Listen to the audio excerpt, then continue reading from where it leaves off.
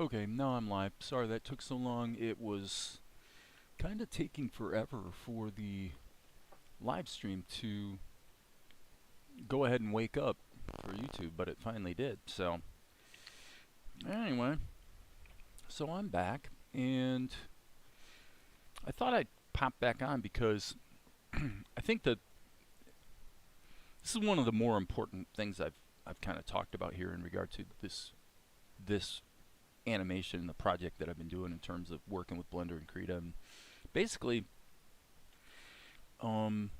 developing the sensitivity to know when to move from Krita over to, or from Blender over to Krita has turned out to be a big part of the question. When I live streamed earlier today, the matter of working out the masking that this guy is popping out from behind was, it was a little clunky, but I figured it out.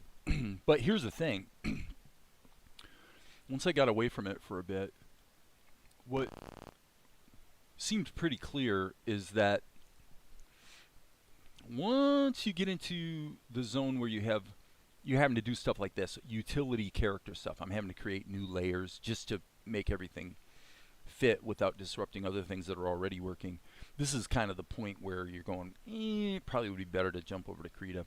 Well, what I did was I jumped over to Krita, and it all went really, really quickly. So it's kind of like pencil test, ink and paint, basically Blender. If it starts getting hairy with too many layers and materials and stuff, and or whatever, jump over to Krita, and that seems to be the definitive wise path. So anyway, it looks like nobody's really like hanging out. It'll probably take a few minutes. So anyway, once I jumped over to Krita, the thing that's interesting about this one, let's take all this stuff out and kind of look at what I've got. What I actually wound up doing was just doing a background painting. Okay, so I'm kind of proud of this. I mean, it came out pretty nicely. What is this group? This group's probably, yeah, this is the animation of the guy that pops in the window. Right there. Hello. Peekaboo. Okay, so I guess we'll call this Tavern Keeper since he's the guy who pops in through the window. And anyway, I mean, I thought this came out pretty well. Basically, in a nutshell, I just painted the kind of muted dark blue, added highlights, added shadows, added noise, if you will, added some grass popping in here and there. It's working pretty well. Except there's only one problem. In this particular case, this doesn't always go this way, but in this case, I had the AI generate a seamless rock texture. And I gotta eat crow and admit, they did a little better job than I did. So I did paint over it. I had to resize it, add some of the highlights, add the grass back in. But basically re-rendered it, and I'm not gonna overthink it. It looks great. I wish mine looked better than theirs, but it doesn't. Yeah, I'm live again. So anyway, I'm just going through. I did this background painting. I was really pretty happy with it. Like, I kind of thought I did a really good job. And then I generated the AI version of a seamless texture rock wall, and it's like, okay, it's a contest. They won this round, as far as I'm concerned. So, and then basically, this is what came out of Blender. What made it fast was, once I got, what I should have done is not done any of the utility character stuff or the masking. I should have just said, look, I've got the characters, they're moving, I'm happy with it. Let's just jump over to Krita. So anyway, I didn't go too much further before I regained my presence of mind. But yeah, anything that involves masking or multiple characters where your number of levels and materials you have to work with is starting to get hairy, that's where it usually turns out it's way more efficient to just jump over to Krita. So what I did is I put in the animation. I realized Tobias looks a little too bright, so all I did was take an alpha masked, well, I can show you. That, I just animated that. And then that allowed me to just dial in darkening him a bit. And then I added this to sort of put this little bit of an effecty, you know, little bit of tuning. Since it is supposed to be early in the morning, we'll render that. And then we'll take a look at how things are shaping up. But I'm pretty happy. By the way, good to see you, Darren. I hope things are going well for you. I've been so freaking busy between Salt and Light and this other, you know, proprietary thing, which has been a very good exercise because it involves a lot of animation in 12 and 24 frames per second. A little different kind of beast, but it has been a very good exercise. And if the enterprise that I'm involved with winds up getting acquired for big bucks downstream, then who knows? Maybe I'll get a nice little paycheck. So there's that. All right, so let's see what we have. I'm going to take this. I'm going to go ahead and pre-render this to memory. You guys can't see what I'm doing right now, but max power, dude. It's been a while. It's been a good long time. So what I'm doing is I'm pre-rendering this sequence so that I can pop it up on the screen. And so in the current sequence where we are at, well, okay, so we're at Gripson. I'm feeling pretty decent. I rearranged this though. I jumped from the long shot to this and then to the close-up because it felt too abrupt. I probably should show this. It's one of those things that having your editing chops together definitely helps. So previously, what we did, let me stop this.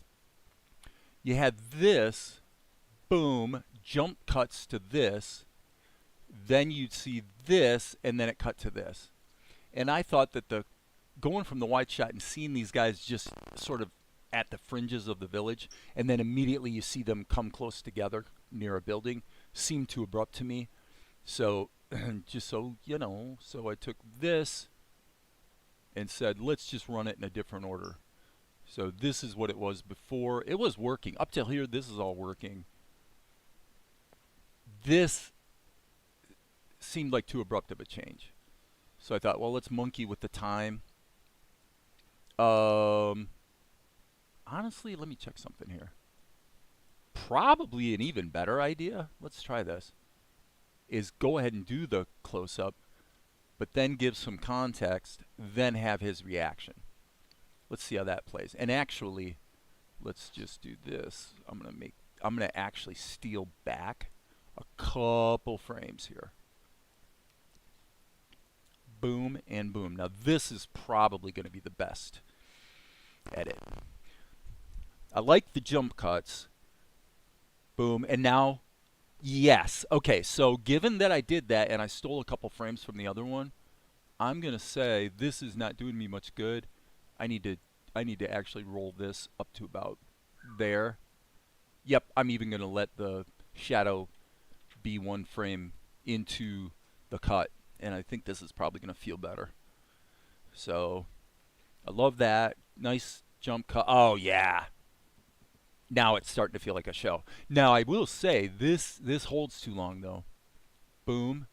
Up. Like right there, I'm feeling like, okay, I'm sick of looking at this now. So let's go to there. See if that feels even better. I love the way cutting that jump cut into two pieces. Definitely the right idea. Oh, okay, so we got a little bit of a flaw here in the edit. And this is probably going to be boogered now. Let's just see. Boom, pop, boom. Yep, this is still too quick. I mean, dyslexia moment. It's the opposite. It's too slow. Okay, done. Done.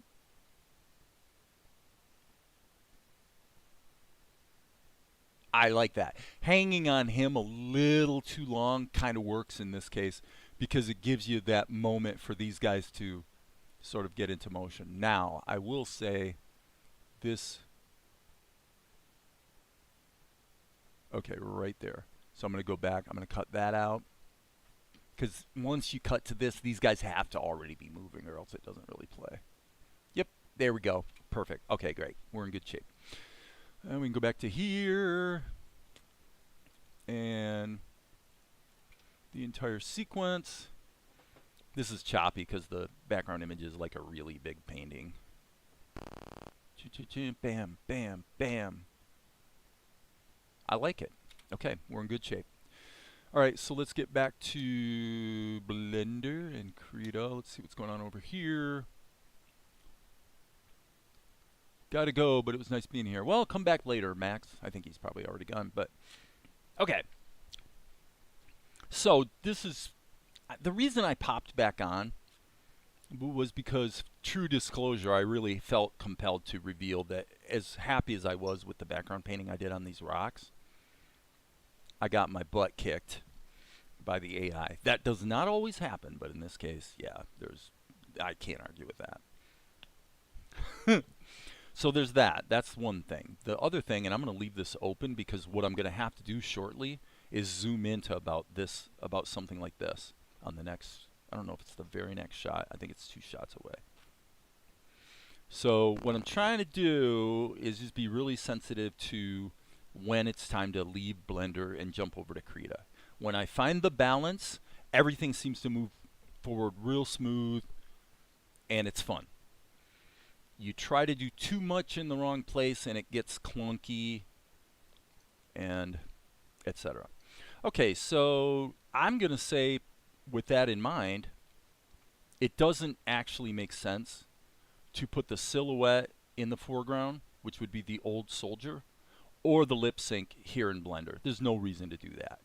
It's just I'm not such a purist that I would want to do that. So I'm going to just go to the lines, and I'm even going to throw in the shadows in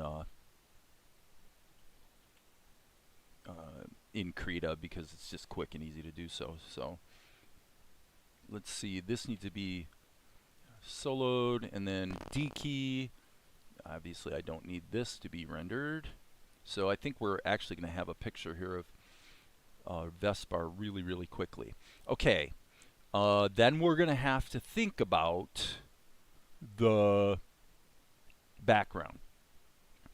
The grips and background. I've got a sense of what I want. So anyway, let's do this. So the way I've been doing this, just so people kind of know, I basically got Blender set to always render to my RAM drive. Because, and right now there's nothing in that folder. That's what I was checking. And that way, whatever comes out of Blender, I can just render and then bring it into Krita. Once it's in Krita, it doesn't matter if it gets deleted off the RAM drive. So ultimately, all of these shots, every one of them so far, by the way, ultimately do land in Krita. I don't think there's been a single instance of the whole thing top to bottom, beginning to end in Blender. I don't think that's happened yet. Okay, so now one thing I'm looking at here is I'm not sure why this keyframe is here. Oh, I see. This is the beginning of the shot. Duh. Okay, so I need to go Control Home, and now we're gonna have this. Okay, Vespar's dialogue is, I want soldiers stationed at every throughway. Okay, so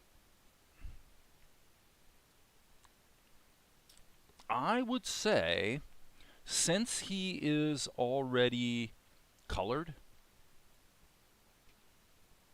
and all I want to do is overlay the lip sync, and then of course the background. Therefore, actually in this case, I'm going to go with putting the shadows in this layer. Okay, in this case, if I'm remembering correctly, the sun is actually in front of Vespar. So I'm just going to catch a little bit of that shadow, and then the main shadows are going to be here. I'm having Vespar look a little annoyed. And one of the reasons also that I'm putting the shadows in here is so that I can animate all of the layers as a single unified group. Okay, now I'm going to hit the Uh-oh, stop. Okay, this is where you need to hit the tilde key and solo the shadow layer if you're going to make these little corrections. Right. There we go. That feels pretty good. Back to the D key. This would actually be a fairly harsh shadow, I should think. Because again, it is early in the morning and the sunshine is kind of bright. We'll deal with any lighting effects, though, later in Krita. Question. Hey, Awkward Penguin. Welcome back yourself. What did we do with the ornamentation on okay. Well, I guess I hosed myself a bit. Okay, so we got to make one change. Boop, boop, boop, boop, bop. Go back to here. Back to Blender. Okay. What did I do wrong? I need to go to the lines layer. And, of course, charcoal ink. And we've got the right pencil. Okay, so this needs to be something like that. Now, here's what I'm going to do. Watch this trick, friends. I'm going to go into edit mode. Grab this. Hello. Hit the L key for select link. Hit the G key. Okay, not with proportional editing. I'm going to go over here, hit the D key, E key, go into smooth mode, and just tighten up that line. Okay, back to here. Pop it in here. Then, Shift D to make a duplicate. S, X, -1 means size it on the X axis, completely flipping it 180 degrees. -1 is the same as, completely flip it over, in other words. G key, X, GX, and I would say that's a little problematic. G key, hitting G but also Shift lets me really fine tune. And then let's go back to the shadows, layer, and D key. Okay, so you guys tell me, do you like it? Oh, shoot, I must have the wrong material. I do. Do you guys like it when I basically do what I just did, where I'm spelling out every hotkey that I'm hitting, to like really kind of teach it as I go? Or do you prefer me to, wax philosophical about whatever's on my mind that day and not necessarily be microscopic about what's going on in the software? You guys tell me. What do you think? And since there's only like 2 of you there, then your opinion will probably carry the day. At least today it will. Okay, so we've got that in there. And now what we need to do is think about the line of dialogue, give ourselves plenty of room. Oh, and by the way, there's a bug I want to mention. Okay, we've uncovered a couple things with the palettes this morning, where if you click on a color, you better make sure that it actually changed up here, because Blender seems to have a habit of not actually changing when you switch vertex colors. Another thing I've noticed, and it's happened like 3 or 4 times on this project, because it's so long. I know this sounds amazingly weird that it would be the case, but it does appear to be the case, which is this. If I grab and lasso all of this and hit the G key and just move it downstream like that, I have noticed at least 2 or 3 instances where I go back later and 1 or 2 layers, or maybe the bottom 3 layers, let's say, will actually be off by 1 frame. Is it possible I did that somehow by not paying attention? Absolutely. But it's happened enough times that it's a little suspect. It's almost like dragging these around. Just something to be aware of. If you have, okay, in other words, why would I say that? Because if you have a project that has many layers that all have to stay in sync, then just be careful.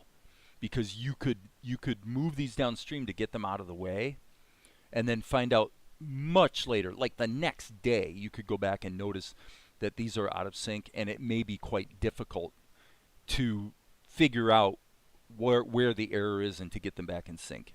So it's just something to be aware of. But for me, the takeaway with that is kind of what I was saying about Blender and Krita. Basically, from now on, I'm going to do what I'm doing today, which is I'm just going to keep moving forward through the shot, mainly because of things like what I just described. It's just too clunky having to make sure this never gets corrupted in some way. You would think it'd be easy. I would too. Yet I've noticed these anomalies, so it's just something to be aware of. Anyway, why did I mention all that? Well, because for this shot, okay, apparently I can't be down here when I start. That's okay. Let's grab all of this. Okay. Now the anomaly that I mentioned, actually there's an example of it. This might be what actually happened. Well, no, never mind. That's just because that's the summary. But it could be if you had some frames selected over here, like 1 or 2 frames that are selected, and you kind of forgot about it, and then later you go and you grab some stuff here, and let's say you forget, and when you lasso them, you use the shift key because you're just thinking, well, I want to make sure I get them all. Well, the shift key is to add to an existing selection, so it's possible that's what I did. I grabbed something here, not realizing that there's some small number of frames selected here, and which could in fact be like this. You know, they're off screen, and you just don't notice it till it's too late. Anywho, so as you can see, the only thing selected is all this. My purpose is to take the whole thing and just move it downstream. I like using round numbers, so we'll move it to 150. Why? Well, because I don't think this is on the screen long enough, basically. So how long would it be? At this point, I don't know, so I'm just going to pop this up to 120. And so Vespar says, okay, so here's what should happen. First thing we'll do, we're gonna treat all these as a group. Okay, let's be a bit meticulous about this. Let's take these. Let's make a duplicate. 1, 2, 3. Let's say. Okay. Now we'll go back to this batch here because this is where I want them to land. So I'm going to grab these frames, and again, treating the entire bit, I'm just going to hit the A key so that everything is selected. And what I'm going to do, let me think about this. 1, 2, 3. I'm going to say, I probably should put in guidelines, but that's okay. We'll just run with this, okay? So I'm going to go size. I'm going to move him over a little bit this way. I should hit the X key because I really want him on the X. Okay. Okay. And then what I want to do is size this back up a little bit and move it up on the Z-axis just a little bit. This one, well, should I or shouldn't I? I was going to say I'm going to use interpolation. Okay, that's definitely too abrupt. Okay, this actually needs to be slightly smaller.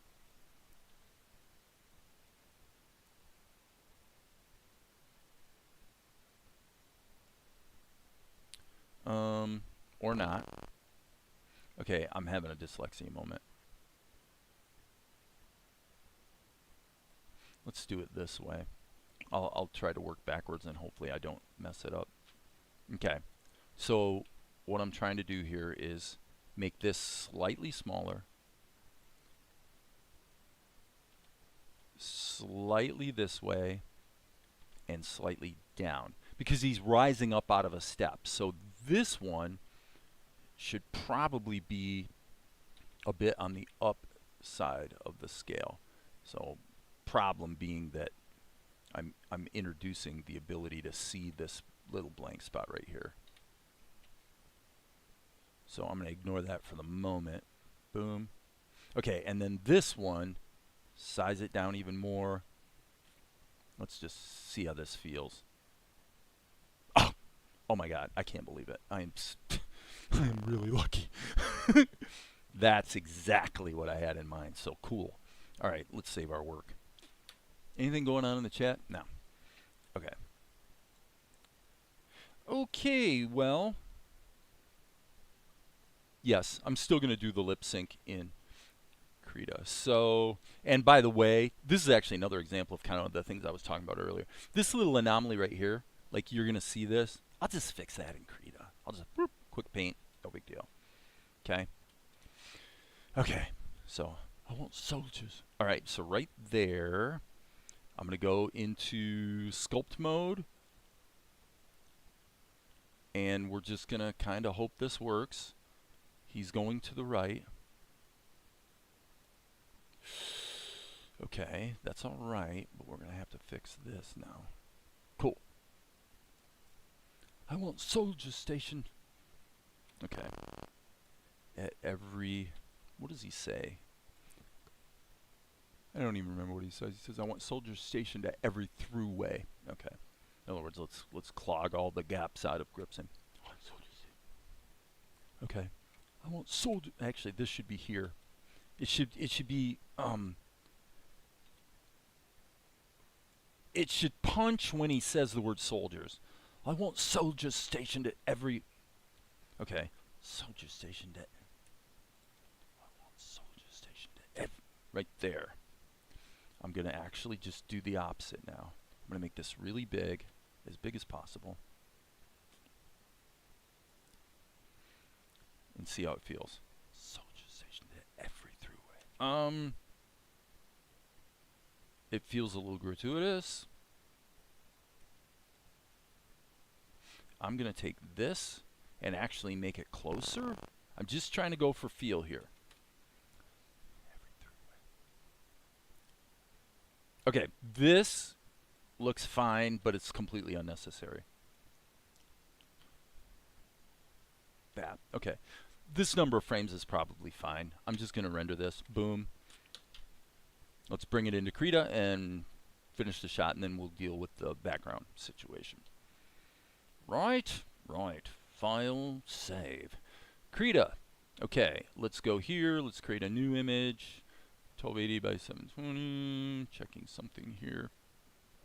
Yeah, that does not need to be in there. Okay, so the first thing we're going to do is import the animation frames. Import animation frames. Add the images. As noted, I've been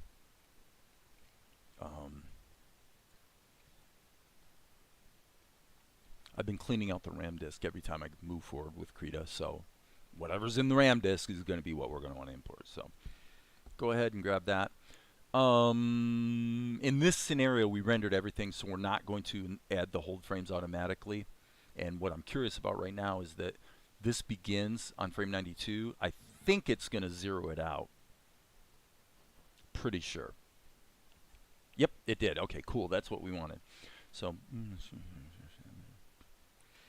all right. Oh, yes, of course.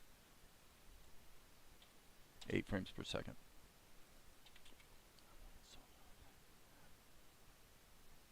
Okay, that's fine. I think we could probably go with 32. So 32 it is. And let's save this right now. We're going to climb up out of here, and this is going to be 03-90F.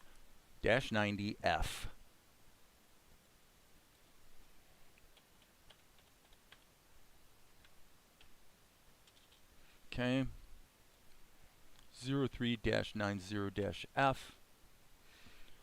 And render it as 03-90F render. And same thing for the name, 03-90-F, period.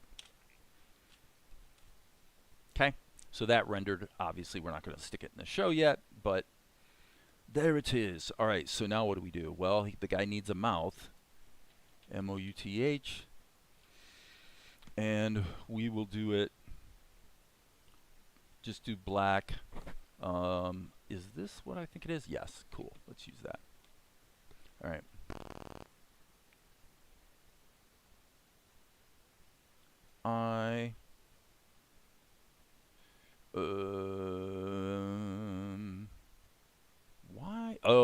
backtrack. Sorry, guys. Control, insert. Okay. I mean, maybe worth mentioning that I didn't clean out duplicates here, so that may make things a little bit hairier, but we'll see. So in the mouth layer, that works for me. Okay, so for now, let's just do it the simple way. Make this slightly bigger. And yeah, I like that.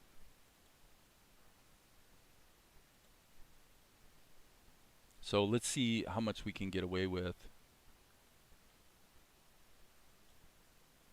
using just manipulating this shape. Open.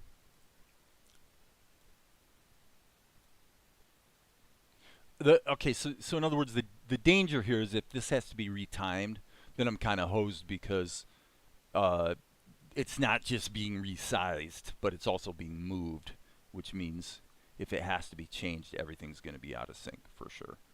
So not a big tragedy, but maybe something to be aware of.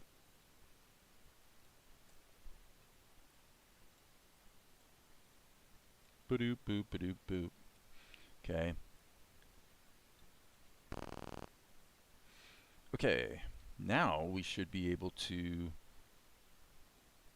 do it this way. Okay, so should I probably should just turn on the skins. Yeah, then at least I can see what the positioning was. Okay, so anime style, we want to go big, and I guess I will correct that a little bit. So big,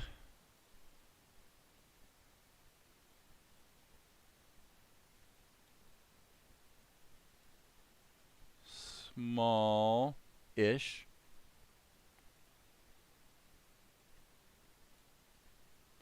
back to big, back to I'm inadvertently hitting the, okay, stop everything, stop, stop. This is one of those moments. Boom, boom, boom. I want auto key blank. Okay, and then this pattern, I'm just going to put it in there twice and see how it feels.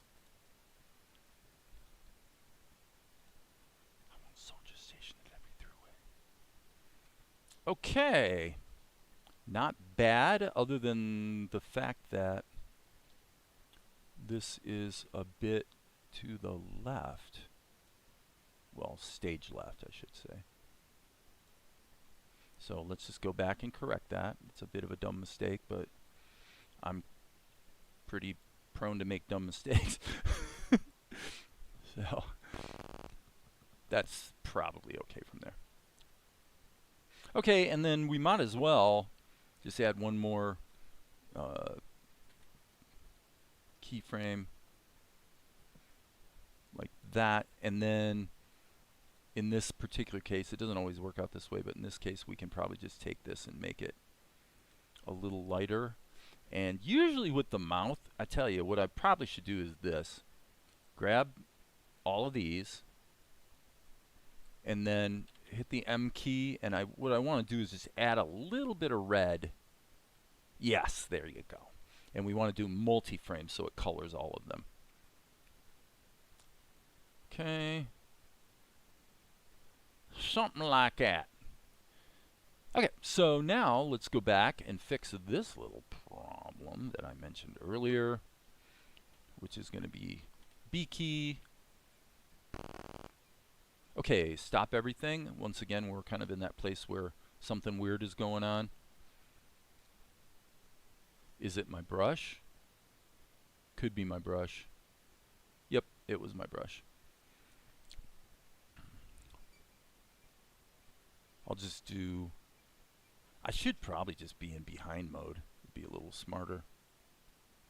What? I don't have behind mode in my hot? Okay, that's silly. Shift Alt Q. There you go. I happen to have the hotkey memorized. Okay, so yeah, it's just right here. There you go. Well, maybe not. Not so fast, buddy. Okay, I think we're good now. Save our work. Okay. Now, what do we want to do back here?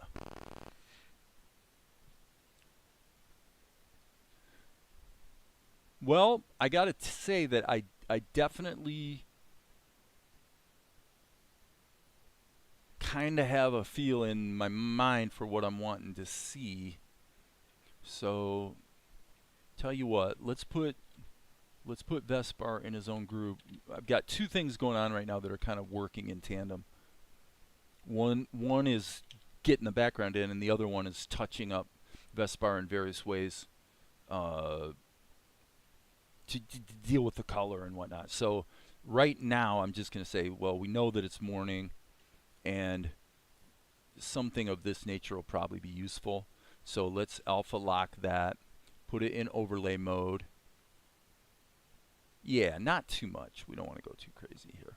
We just want to allow the coloring to be a bit on the yellow side. No problem. Okay, background. Well, the first thing we need to do is find a neutral sky color, fill the region. Okay, and then let's go a little lighter. It's one thing a lot of people don't know is that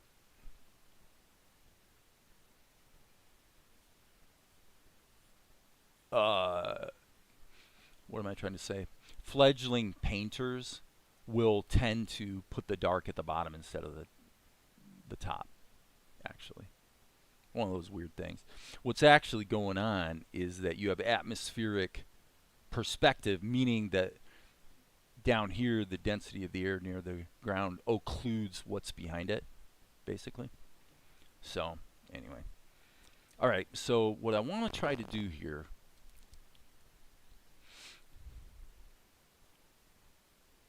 well, it's worth mentioning that we could get away with not doing very much, frankly.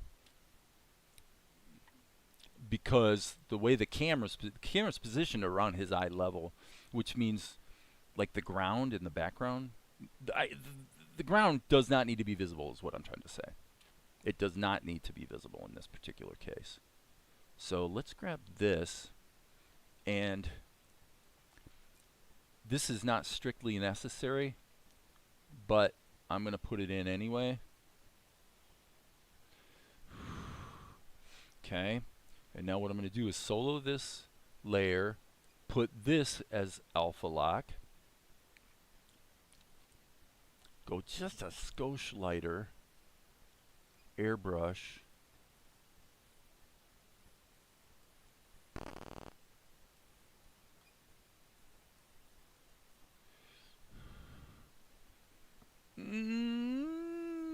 not bad.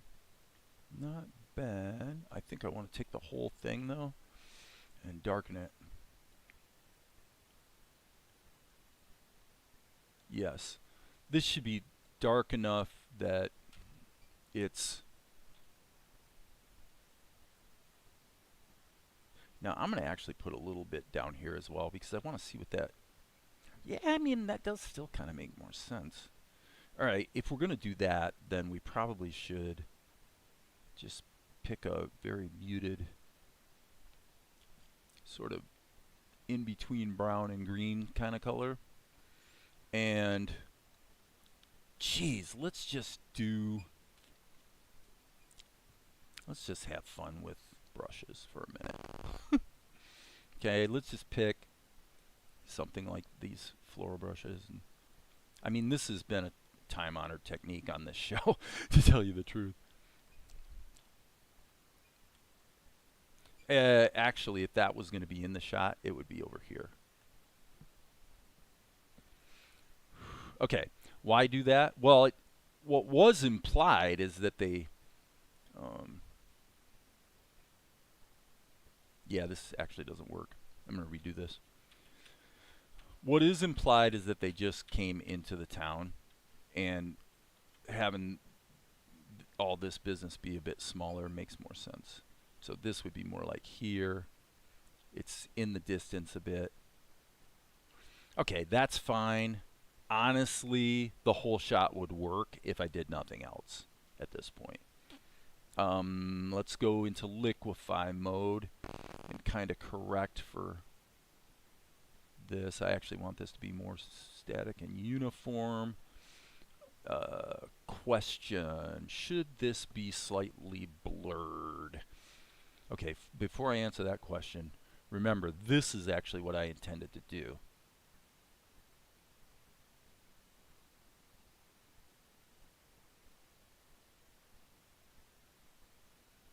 Right about, yeah, actually that's what feels good to me. Okay, I think the simplicity and clarity of this is really, really good. And it probably is not going to be beneficial to add a bunch more background. I think that's probably stupid. So let's go to the cloud brush, because there is a good cloud brush in here if I can find it. I think it's that one. Oops. B. Nope, it's not that one. Curse you, Red Baron. Is it this one? I think it's this one. Yeah, there it is. Okay. So what we'll do is we'll just plop them in there.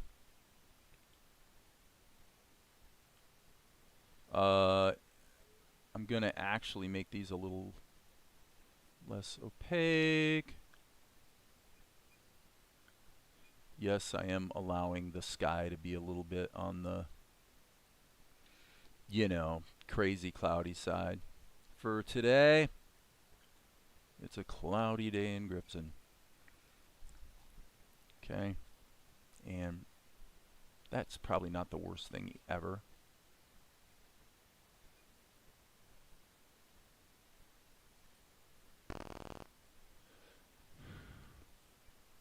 Boy, I sure don't like it. Okay. Is it salvageable in its current state? I think so. Let's get the density about right. Something like that. And then here's what we're going to do to fix this. We're going to take this and stretch it ridiculously wide. Yeah. I'm going to take this, trim it to the image size.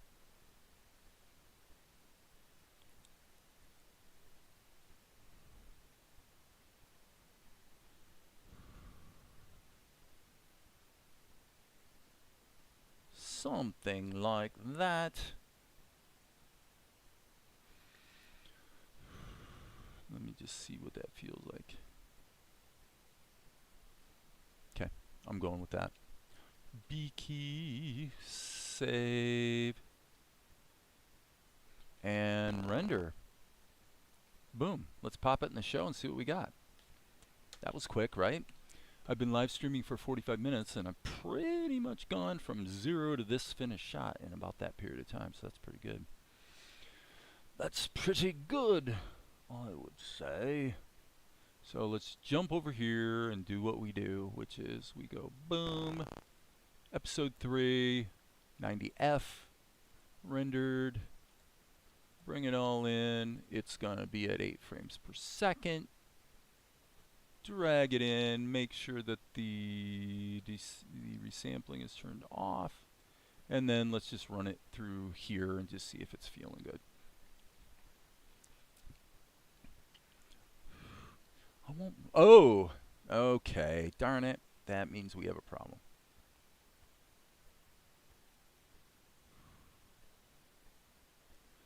Well, the solution is very obvious, which is this. This shot right here, these guys need to be animated a couple more steps.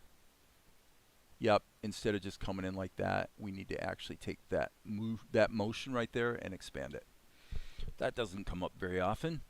Well, my guess is probably it can be done right in Krita, actually. Yeah, kinda, sorta. Okay, we've got to work backwards. Okay, so we want these guys to land here. So what I'm going to do is move all of these downstream like that. And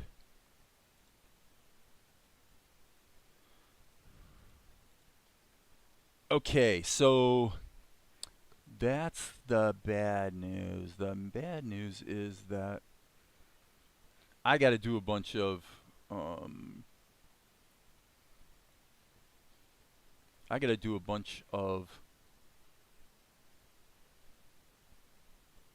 I can't finish my sentence. Baking down these layers. Which means they need to be named. Okay, so this is going to be character. Okay, well, having said all that, actually, this is the tavern keeper. So the tavern keeper, one of the problems we have right here is that as you can see, Krita never pins layers to the timeline when you want it to, and it almost always pins them to the timeline when you don't want it to. It's kind of one of those really strange things. But let's deal with the tavern keeper. So there's his keyframes. And Krita, why did you just jump to the top like that?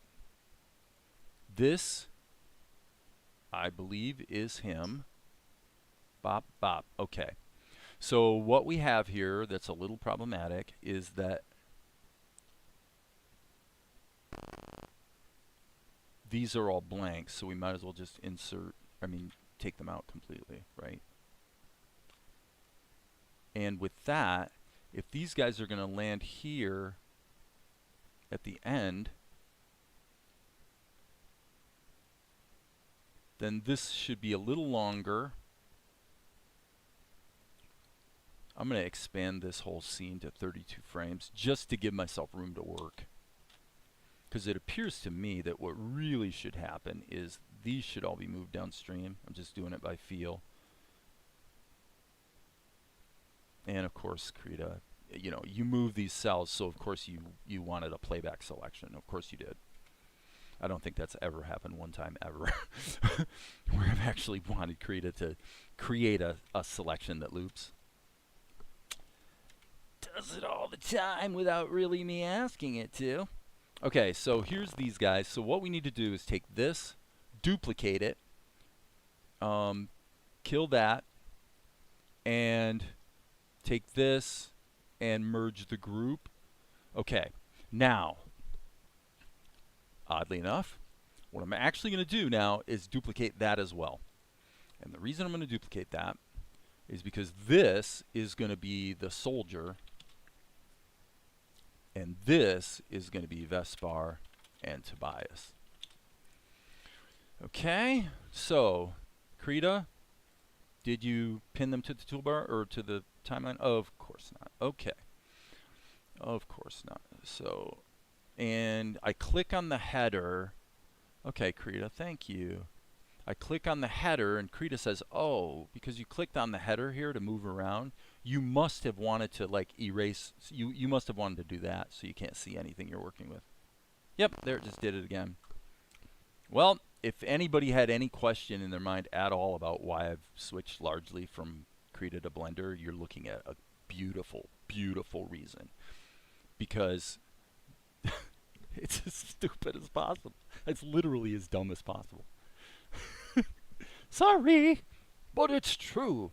Okay, so now the question becomes, how do we want to do this? Let's deal with the soldier first. Here's where he lands, and we have to work backwards, right? Okay, so this frame seems to be unnecessary. Let's clean out these 4 frames really quickly, okay? So I'm going to hit the G key for the polyline path tool, E key for erase mode. And I'm just going to erase these guys. Okay. Opacity was not set to 100%. That's why that was doing what it was doing. Okay. Previous keyframe, gone. Previous keyframe, gone. Previous keyframe, gone. Now let's just reverse that. Go here. Get rid of him. Get rid of him. Get rid of him. And that's that. Okay. So now these guys are in their own frame, or own layer, I should say. And he's in his own layer. That means I can retime them quite easily. Right? Okay. So all we need to do is take the soldier and make him walk backwards. 1, 2. Okay.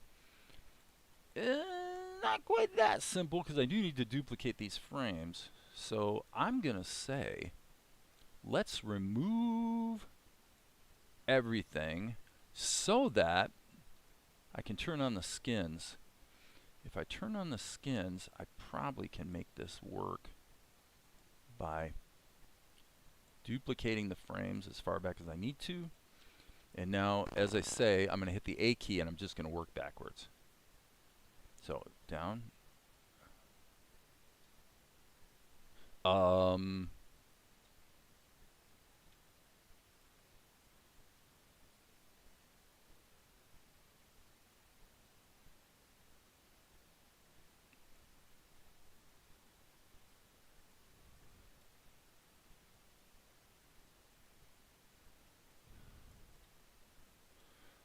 This is totally by feel, by the way.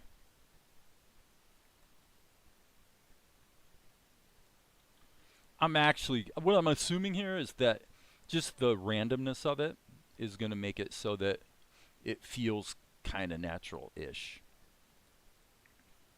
Right? In other words, I have no plan here. And the net result is that there's inherently randomness in it because I have no plan. Okay. It's a little winky. Okay. I feel like this break takes too long. I think I'll come back to these guys. Okay, and what just happened? Wow, even after I manually pinned this to the timeline, Krita unpinned it. I'll have to go back and watch the video and see if what I think just happened actually happened, because that would be pretty crazy, but I don't know. Okay, boom, boom, boom. This is obviously a duplicate, so I'm going to put this here. My sense is that this guy moves a bit choppily. But let's find out. I'm going to say, okay, be in the right layer there, Dave. Okay, let's jump from keyframe to keyframe. So what we're going to find out now is if having them move on every other frame turns out to be, kind of a good idea or kind of a bad idea. All right, I'm going to stop everything right now because I got a problem. The problem is they've got an up position and a down position, and for crying out loud, if I'm going to duplicate the frames, duplicate them in the up position, because what's happening is I keep going to edit the frames, and I want them to go up slightly. Krita keeps making selections for me. This actually gives me the willies. Like, this is one of the few things, your mileage may vary, but literally when I'm doing this and Krita does what it's doing right now, it makes me want to scream. It's like, it's so amazingly stupid. It's like constantly making selections of frames that I didn't ask for. And it makes me want to just screech. Very uncool. Very uncool. Very uncool. Okay. Now we'll just work with it.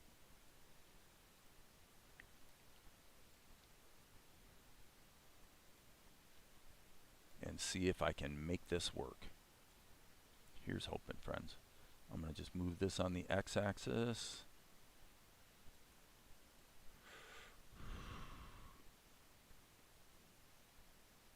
I mean, this is actually one case where the onion skins definitely help.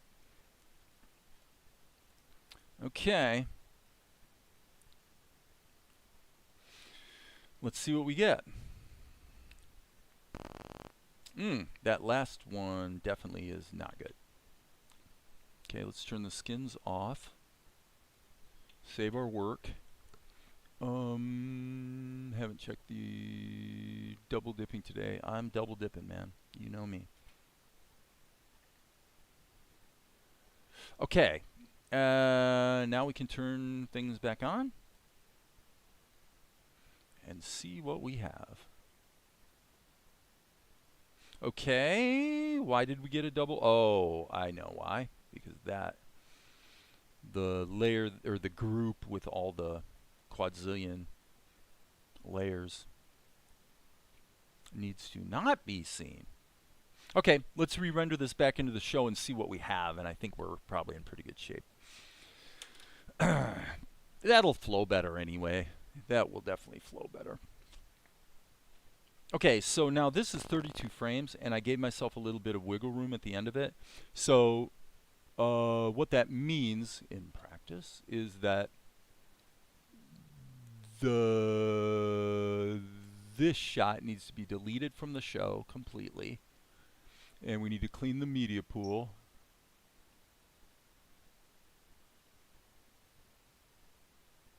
Remove all unused media from the project. We're going to go back to 390E. It should be 32 frames now, which it is. Whoops, we want to grab it. Start at frame 0. Open the sequence. What time is it? 3:30? Okay, I'm going to have to wrap up shortly. Boom. E.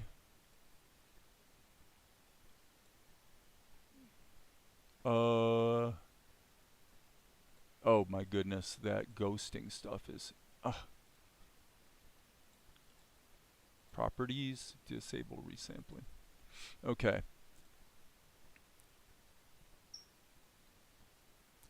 Okay, so now here's what I'm going to do to sort of give myself a buy on this particular shot. I'm going to actually kick this one up to like about more, like closer to 10 frames per second. And frankly, let me see what this is. I'm curious. 1.5, so that would be 12. 1.5 would be 12 frames per second, obviously. Yep, that looks way better. Absolutely. And then we can jump to this. And now once they stop moving,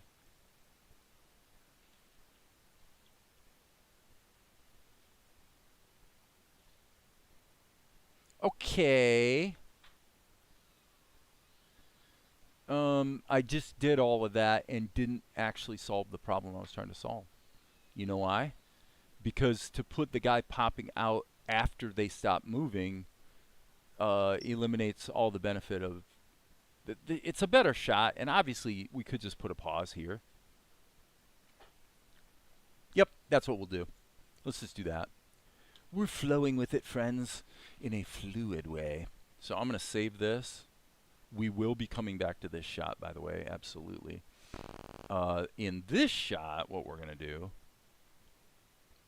is literally take everything. Well, I'm sorry.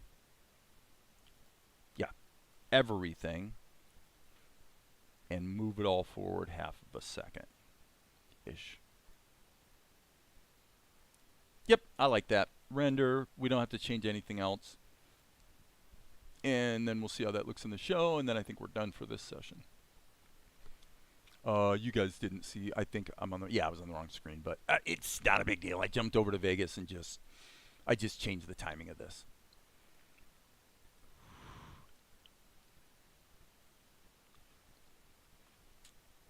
Perfect. Okay, that's it. I am done. And as you guys know, there will be more later. End the stream and